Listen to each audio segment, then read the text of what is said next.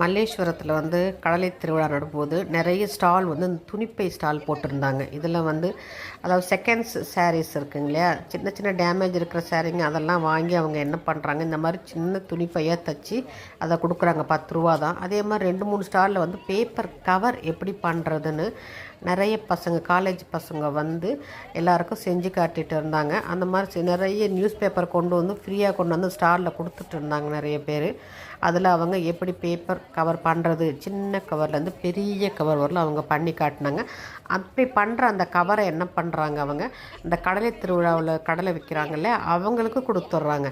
அவங்க வந்து அந்த கடலையை அந்த கவரை யூஸ் பண்ணி அவங்க வந்து கேரி பேக்கில் கொடுக்காம இந்த மாதிரி கவரில் போட்டு அவங்க வறுத்த கடலை, அதேமாதிரி அவிச்ச கடலை எல்லாம் அழகாக போட்டு கொடுக்குறாங்க. சரிங்களா, நல்ல ஒரு ஐடியாவாக இருக்குல்லங்க. இந்த வாட்டி வந்து கடலை திருவிழாவில் ஒரு பிளாஸ்டிக் கவர் கூட இல்லைங்க, எல்லாமே பேப்பர் கவர் தான். நல்ல ஐடியாவாக இருக்குது.